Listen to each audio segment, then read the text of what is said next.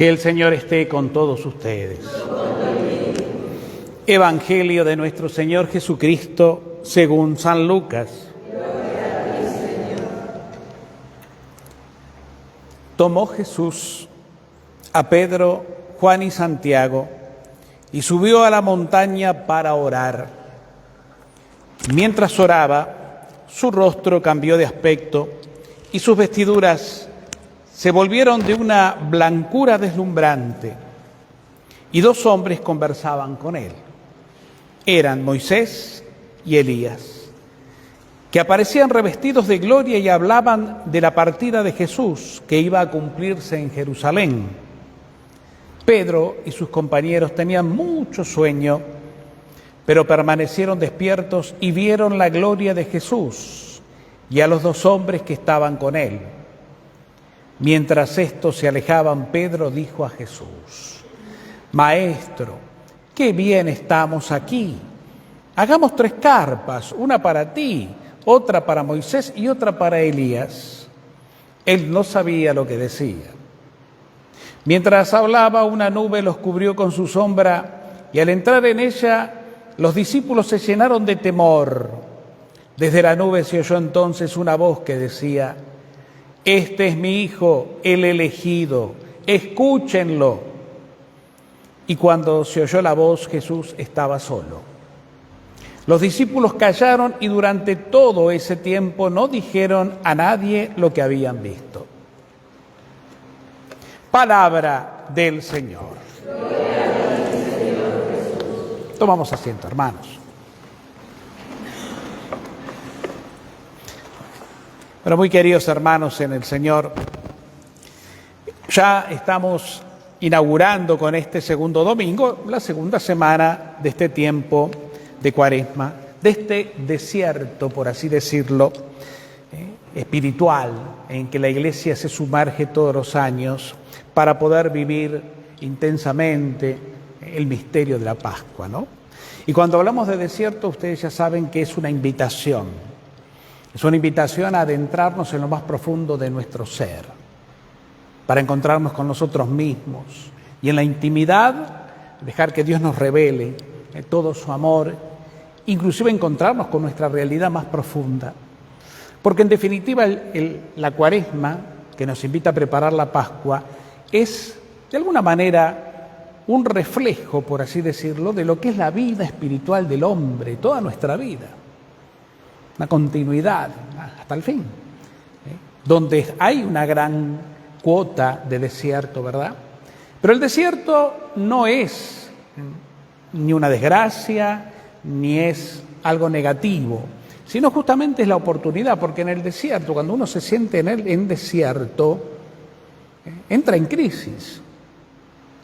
Y las crisis justamente son las grandes oportunidades que Dios nos da para encontrarnos con la verdad, para ponerle nombre a nuestra realidad, a las cosas que nos pasan, a aquello que muchas veces evadimos, porque cuando no estamos en el desierto, cuando estamos en el ruido del mundo, en las preocupaciones cotidianas, todo eso queda como ahí, ¿no? Como stand-by, porque estamos distraídos con otra cosa. Pero cuando volvemos al ser, a la realidad profunda, donde estamos en nuestro eje, ahí aparece esta cuota de desierto. Y es ahí el gran desafío que nos hace el Señor. No nos deja solos, es cuando más presente está. Por eso es la gran purificación.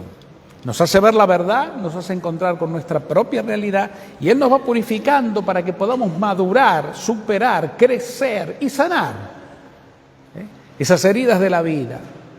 Pero para sanar una herida, como cualquier enfermedad, primero hay que reconocerla, hay que asumirla, para después sí tratarla y sanarla, ¿no? Y bueno, fíjense cómo hoy la palabra nos pone con estos personajes que han vivido su desierto. En la primera lectura está la vocación de Abraham. Dice el texto del Génesis que Dios le dice a Abraham: mira hacia el cielo y si puedes, cuenta las estrellas. Y añadió: si pudieras contarlas, ¿no?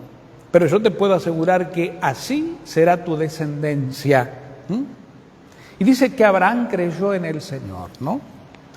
Pero después el Señor, dice, lo hace salir de donde él estaba, de su región, de sus cosas, de su patria, por así decirlo, para llevarlo a otro lugar. Lo hace salir. Qué lindo y qué interesante es ir a los signos que la palabra de Dios, a través de los gestos que se nos narran, nos quiere llevar a nosotros, nos transmite a nosotros. Abraham, ustedes ya lo saben, era anciano, tenía a su esposa que también era anciana y había sido estéril toda la vida, nunca le había podido dar un hijo. Le permitió, haciendo un poquito la vista gorda, Sara, su esposa, que tuviera un hijo con una esclava, para que por lo menos tuviera una descendencia, aunque sea irregular, llamémosle. Pero él, de su amada esposa, de lo legítimo de la relación, como todo hombre, no tenía nada. Y ya el tiempo se había pasado. Pero sin embargo, en esa realidad, donde él inclusive estaba acomodado, era un hombre rico, adinerado, tenía esclavos a su servicio, tenía ganado, tenía todo, ahí es donde interviene Dios, en ese momento de su vida, fíjense ustedes, ¿no? Y lo saca, dice. ¿Qué significa que lo saca? Significa que justamente lo invita y lo lleva a algo nuevo. Y aquí lo primero que entendemos, que los tiempos de Dios no son los nuestros. Y que Abraham responde a esto con una actitud solamente de fe, porque era lo único que tenía para responder a Dios. Le podía haber puesto muchos peros, con lógica razón, Señor, búscate otro, más joven, más robusto. Ya estamos, mi mujer y yo, ya estamos los dos. ¿Qué nos queda de vida? Búscate otro. Pero no. Dios es así, y fue a Abraham, a lo aparentemente imposible, porque Dios tiene esas cosas, ¿no? Justamente para demostrarnos que en la debilidad del hombre prevalece su poder, su fortaleza. Y lo interesante de todo esto también es que Abraham aporta lo que tiene que aportar, como lo que podemos hacer nosotros ante Dios, que es la fe. La fe. Y por eso lo saca. Abraham, decirle sí a Dios y salir de su comodidad, salir de sus estructuras, salir de lo que él ya tenía resuelto para entrar en la dinámica divina, obviamente que le genera crisis, ¿no? Por eso sigue narrando y que lo lleva en la distancia, arman un altar, que era la forma en que Abraham estaba acostumbrado, porque era un hombre religioso también, a ofrecer sacrificios. Entonces Abraham, cuando él le pregunta a Abraham, a Dios, ¿cómo, Señor? A ver, ayúdame un poquito a entender esto. Lo único que Dios le dice, ofrece el sacrificio. Ofrece, donde vos te ofreces con él. Y por eso agarra los animales, como era tradición, los sacrifica y los pone sobre el altar y ya está. Abraham no puede hacer mucho más. Por eso dice que se le viene la noche, cae la tarde, entra en un profundo sueño y dice que se angustia, hay amargura, hay temor, la crisis. La crisis. El viejo está en crisis. ¿Qué hago ahora? ¿Y ahora cómo sigue esto? Yo le dije que sí y... Por eso aparece la divinidad, a su manera, donde dice que un fuego profundo, un horno humeante y una antorcha encendida pasaron en medio de los animales descuartizados. Dios completa el sacrificio, Abraham hace su parte, Dios hace la suya. Y queda consumado el sacrificio, es decir, como una alianza. Y Abraham continúa respondiendo como puede, con su fe. Por eso Dios hace la obra en él y cumple por la fe de Abraham la promesa. ¿Y cuál es la promesa? La descendencia. Por eso Sara más tarde tendrá un hijo, a pesar de su vejez, y ese hijo le dará un nieto, y ese nieto un bisnieto, y de ahí nacerá el pueblo de Israel. Abraham, Isaac, Jacob, que luego llamado Israel, los 7 hijos de Israel y las 7 tribus, ¿no? Las 12 tribus de Israel, perdón. 12 hijos y algunos más, porque tenía mujeres también, Jacob. Y ahí la gran descendencia, que hoy la podríamos ver a la distancia, ¿no? Si hoy pensáramos en Abraham, que está en la gloria, ¿no? Abraham contemplará la obra de Dios en una descendencia realmente incontable, que son sus hijos, pero no ya los hijos del Antiguo Testamento, sino los hijos de la nueva alianza, sellada con la sangre de Jesucristo, con el sacrificio de Jesucristo, ¿verdad? Entonces, a mí me parece, yo cuando meditaba un poquito esto, para preparar la homilía y enriquecerme yo un poco, porque trato de que primero me pegue a mí, para después poder transmitir no algo teórico, sino una experiencia, ¿no? Desde mi pobreza. Digo, ¿qué significativo es esto, hermanos? Por eso la Cuaresma un poco es eso, y la vida toda espiritual del hombre pasa por ahí.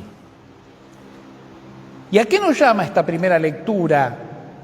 A no tener miedo, a confiar en el Señor, a confiar en que nosotros tenemos que poner nuestra parte, animarnos a decirle que sí, salí, dejá salir, porque estamos acomodados. Y cuanto más años, peor, ¿no? O sea, más difícil se nos hace, ¿verdad? Porque las estructuras de la vida... El sábado pasado fui a predicar un retiro a Lomas, ¿no? A una parroquia también, y un poco sobre la Cuaresma. Y bueno, hablaba de todo esto, y hay en la comunidad un señor que tiene 92 años, pero una lucidez, si uno lo ve, no le da la edad ni ahí, ¿no? Como ustedes, por ejemplo. ¿Quién les da la edad que ustedes tienen? ¿No? Hombre, sí, pero no me refiero a ustedes, me refiero a ellos. Y estaba sentado ahí, él escuchaba siempre que voy a misa, sale a saludarme, divino, una lucidez. Estaba sentado ahí, escuchó la charla, todo, y termina la charla y me viene, serio, y me dice, yo estoy de acuerdo con todo lo que dijiste, pero a mí no, yo tengo otros tiempos, o esto no, como diciendo, estas novedades que a veces uno trata, que no son novedades, que es realmente lo que nos propone Jesucristo, ¿no? Un poco lo que ustedes ya conocen, que predicamos, pero él me lo decía con una seriedad, como diciendo, yo tengo otros tiempos, estoy acostumbrado a otra cosa, mi estructura mental, religiosa, me marcó esto, y ahora vos me venís a decir que esto es de otra manera. ¿Cómo hago? Bueno, es normal. ¿Cómo hago? La pregunta puede brotar de nosotros. Y yo te diría, no hagas nada. Déjalo a Dios que lo haga. Vos decile que sí. Porque si vos te preguntás, y yo creo que esa pregunta inmediatamente brota la respuesta, ¿querés ser feliz? ¿Querés tener paz? ¿Querés deshacerte de esas estructuras realmente que en la vida tenemos tan armadas, ¿no? Pues la educación, la vida, las tradiciones, la idiosincrasia, inclusive también los golpes y heridas que venimos arrastrando, desilusiones, todo eso va marcando, haciendo en el alma, en la vida, ¿no? Algo que inclusive se genera a partir de esos mecanismos de defensa, donde levantamos la guardia y ojo, ¿no? Entonces el Señor nos invita a bajar la guardia, ¿no? Y a dejarnos salir. Allá está, hoy lo miraba, está la Virgen de Satanudos, ¿no? Y yo miraba, fíjense, la Virgen está con una madeja que de un lado está toda anudada y del otro lado sigue, pero ya sin nudos, y los ángeles colaboran con ella.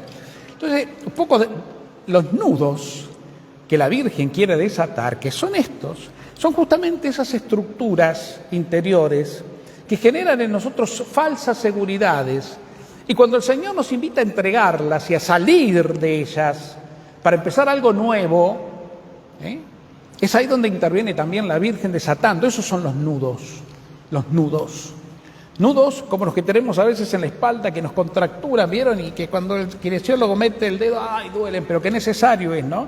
Y cuando desaparecen, ¡ah, qué bueno, qué alivio!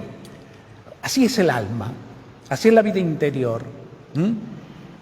Desestructurarnos, porque en definitiva el cuerpo habla de lo que le pasa al alma, lo que le pasa al corazón, la estructura. Estamos estructurados, estamos tensos. Es una forma de defendernos. Y eso reacciona el cuerpo también, obviamente.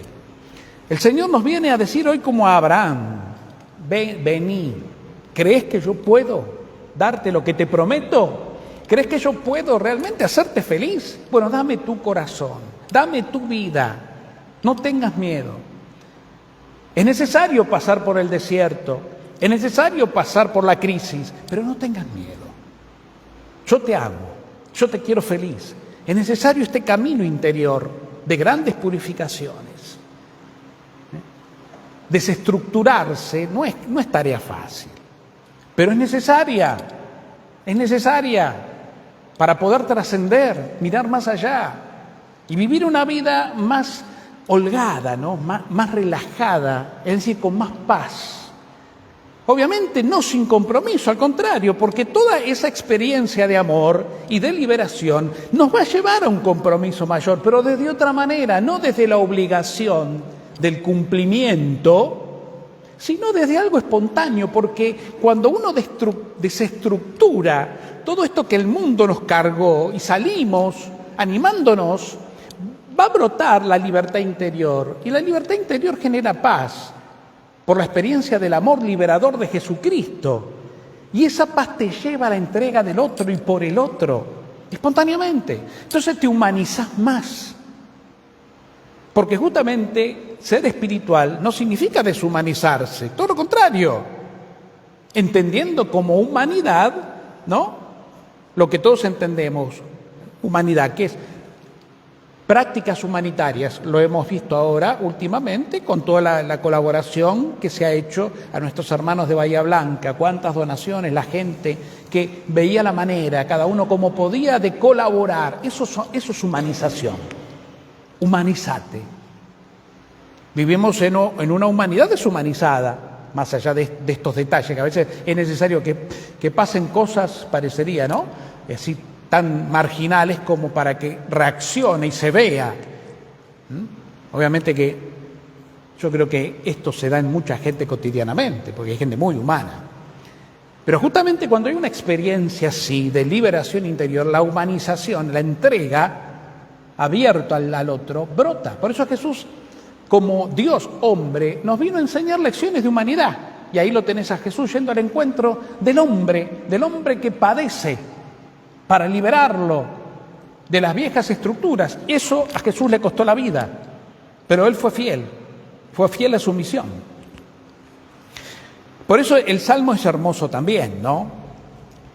Es hermoso también, porque el salmista ora a Dios y comprende en su corazón que solo Dios es todo para él. Y dice, Señor, el Señor es mi luz y mi salvación. Y si esto lo comprendo, ¿a quién temeré? El Señor es el baluarte de mi vida. ¿Ante quién temblaré? Escucha, Señor, yo te invoco en alta voz. Apiádate de mí, respóndeme. Y termina diciendo, a mí me encanta este versículo final: espera en el Señor, sé valiente, ten valor, espera en el Señor. Solo en Él, hermano, hermana. Solo en Él. Entrégale tu corazón, espera en Él. Que se haga en vos su voluntad. Déjalo. Uno le puede proponer a Dios cosas y está muy bien. Dios escucha. Pidan y se les dará, decía el Evangelio estos días de semana, ¿no? Busquen y encontrarán. Llamen y se les abrirá. La oración, un pilar de la Cuaresma y de la vida. Pero, Señor, que se cumpla tu voluntad. Yo te propongo, vos disponés, porque tengo fe y sé que lo que vos dispongas, aunque no esté dentro de mis parámetros y proyectos, va a ser lo mejor para mí. Entonces la fe va invitando a la entrega, a la entrega, a la entrega. Y ahí en esto de la fe y la entrega, pongan la vida, lo concreto, lo cotidiano, lo que te está pasando, tus pensamientos, lo que no termina de cerrarte, aún aquello que te angustia, se lo vas dando. Acá está, Señor. Aquí estoy, Señor. Pablo, en la segunda lectura, la carta a los Filipenses, un poco toma a su manera, a la manera bien de Pablo, y le dice a los filipenses, ¿no? Miren, si hay algo que yo hice por ustedes, además de predicarles, Les mostré con mi vida que esto que les prediqué lo intenté de vivir, porque a mí primero me tocó el corazón. Entonces sigan mi ejemplo, dice, el ejemplo que les di, ¿no? Y cuídense de otros falsos ejemplos, no se dejen arrastrar.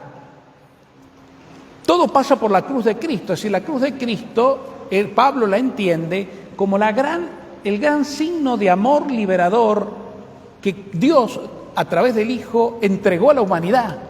Pablo está convencido. Por eso quiero a Cristo y a Cristo crucificado, porque si Cristo dio la vida por mí, me lo dio todo ahí gratuitamente y me liberó, liberándome de la muerte y engendrándome como hijo del Padre, entonces, ¿qué otra cosa? Hay que mirar ahí. Pablo insiste, ¿no? Nada, no quiero perder a nada con tal de ganar a Cristo y a Cristo crucificado. Porque todo lo que vino a hacer el Hijo de Dios y a enseñar, terminó en la cruz. Lo entregó todo, todo. Entonces este es el punto, este es mi objetivo de vida. Todo lo tengo por desperdicio, con tal de ganarlo a Él.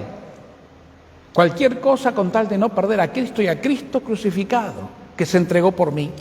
Y en el Evangelio encontramos hoy, se nos presenta el texto, en este caso de Lucas, de la transfiguración, que también está muy relacionado con esto que venimos diciendo, ¿no? Los signos, es un texto muy lleno de significado, inclusive, obviamente, hasta se duda de su historicidad, de si fue así, fue tan real.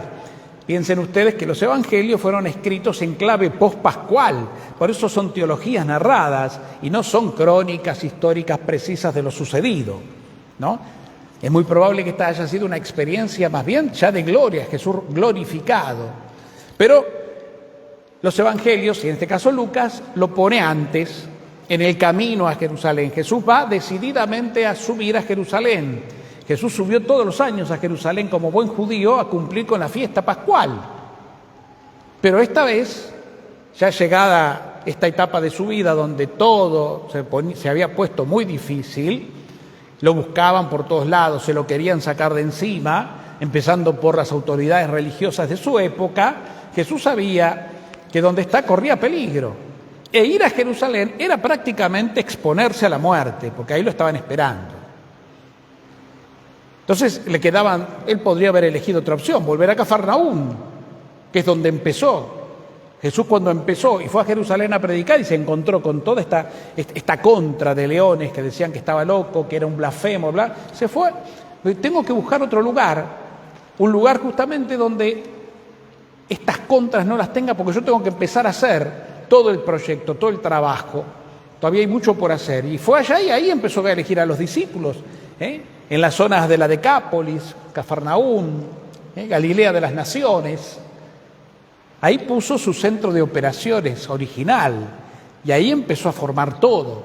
Y después sí, comenzó con ellos a predicar, a anunciar. Y sí iba a Jerusalén y cada vez que iba no perdía la oportunidad y ya lo tenían en la mira.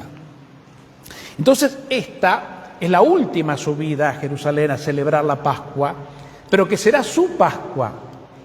Aquí se va a determinar en esta subida todo lo que él predicó y el cumplimiento de todo lo que en la antigua alianza se anunciaba o se preanunciaba por los profetas.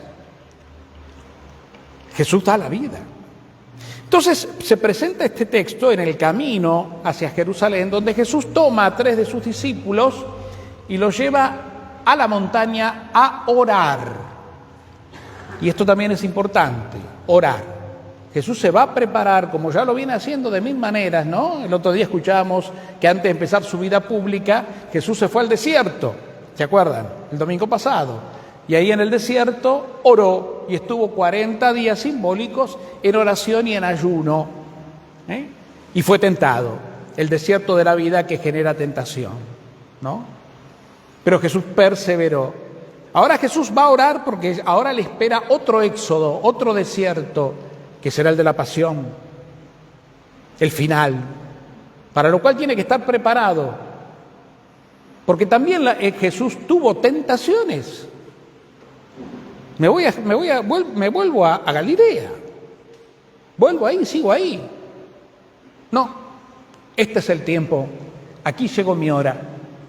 Y entonces presenta este episodio donde sube al monte a orar. El monte, para todo lo que es la teología y espiritualidad bíblica, es el lugar de la altura, donde se manifiestan las grandes teofanías, las grandes manifestaciones y revelaciones de Dios. Por eso Jesús sube y se transfigura, dice. Es decir, muestra lo que realmente Él es y lo que realmente ahora con su muerte se va a manifestar plenamente. El Hijo de Dios, la gloria del Padre en Él. Por eso se deslumbran, ¿no? Y lo marca de esta manera, su aspecto era otro, las vestiduras eran blancas, radiantes, ¿no? Los discípulos que están ahí con sueño pero no se duermen por lo que ven, no pueden creer. El hombre que no entiende, la cabeza no entiende. Lo que no entiende el corazón con la fe no lo va a entender la cabeza. Por eso dice que Pedro, ahí salta como siempre Pedro, y dice, ¡ay, qué bien que estamos acá! Hagamos 3 carpas, es decir, nos quedamos acá en la gloria. Pero Jesús, no, hay que seguir viaje, porque todavía lo que tiene que venir no llegó. Y los 2 personajes que también son simbólicos, Moisés y Elías. Moisés, que representa la ley que los judíos tenían a rajatabla, una ley superada en la época de Jesús, ¿no? Y el profeta Elías, que es el representante de toda la cultura profética, ¿no? Elías, Jesús en medio, que dialoga con ellos de su éxodo, es decir, de su entrega. Todo lo que ellos predicaron y todo lo que la ley de alguna manera anunciaba, ahora se cumple en este hombre que va a dar la vida. Por eso ellos desaparecen y queda Jesús solo. Termina diciendo, Jesús quedó solo. Y ahí es donde se manifiesta el Padre. Una vez más como en él, ¿se acuerdan? A orillas del río. Este es mi hijo. No Moisés y Elías. Eso ya se cumplió. Ahora Él es la nueva alianza. Él es la nueva ley. La ley del amor que se manifiesta en su entrega. Escúchenlo, síganlo. En Él tengo puesta mi predilección, en favor de ustedes, porque lo que va a pasar, lo que va a hacer, lo va a hacer por ustedes. ¿Se dan cuenta? Bueno, yo creo que esta riqueza de la palabra de Dios la tenemos que llevar simplemente a nuestra vida cotidiana, como les decía, en nuestra vida concreta. Son imágenes que el Espíritu Santo a través de la palabra nos transmite como elementos tomados de nuestros hermanos mayores, si quieren, de Abraham, de los profetas, pero que en definitiva hoy continúan viviéndose en la vida de cada uno de nosotros. No tengas miedo a salir, no tengas miedo a lo nuevo, no tengas miedo a la oscuridad y al desierto, no tengas miedo a la aridez. No tengas miedo a las crisis, son necesarias y son medios justamente para la gran purificación y la gran madurez. Y así poder darte cuenta qué es la verdad que te da alegría, la verdad, esa verdad que vas descubriendo y con ella cada vez te vas configurando más y le vas dando la espalda a aquello que hoy tal vez ocupe demasiado lugar, pero no te da nada, te quita la paz, entre otras cosas, te quita la alegría, enturbia el sentido de la vida. No, cada cosa en su lugar. La gran purificación de los sentidos, purificación de los pensamientos, purificación de los sentimientos, purificación de las estructuras que hoy me dan seguridad, pero que en definitiva hoy a la luz del Evangelio me doy cuenta que no pueden ocupar el centro de mi vida. Cuando le sacamos entidad, le sacamos protagonismo a un montón de cosas, inclusive personas, ¿verdad?, que nos manejan la vida o que nosotros les damos demasiado poder y que, en definitiva, no, nadie tiene sobre vos poder, a no ser el poder que vos le das. Esto se va comprendiendo, insisto, desde un proceso interior. Por eso que les decía, ¿qué tengo que hacer? Y cree como Abraham, disponete. Toma la decisión. Sería eso, un camino interior, la vida del hombre, la vida espiritual. Bueno, pidámosle al Señor entonces en esta Eucaristía esta gracia, Señor. Realmente que nos animemos, danos la fortaleza, danos la convicción de la fe, danos la sabiduría, la inteligencia espiritual, Señor, para poder realmente entregar nuestro corazón con humildad. Danos la humildad de la fe, como Abraham. Y a pesar de que esto nos ponga ante un desierto muy árido o ante el dolor que nos genera el miedo de la noche que se viene porque vemos nuestra oscuridad, bueno, Señor, no importa, enfrentamos en tu nombre y de tu mano nuestra oscuridad y te entregamos, hacemos la ofrenda de lo que tenemos, lo ponemos en tus manos para que vos hagas tu parte, esa que nosotros no podemos, porque realmente solos no podemos.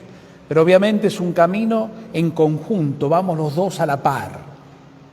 Mi parte y Dios, que consuma todo, en Jesucristo, en el amor, en el que dio la vida gratuitamente para que yo tenga vida, en quien me lo dio todo y me hizo hijo por el Hijo, ¿sí? Vamos así. Y vamos a recurrir a ella, como no, sino a quién también, nuestra amada mamá, poniéndonos en sus manos y diciéndole: mamá, intercede por nosotros, para que seamos valientes y realmente no tengamos miedo de patear el tablero de nuestras seguridades humanas para poder trascender y ser hombres nuevos como Cristo. Que así sea.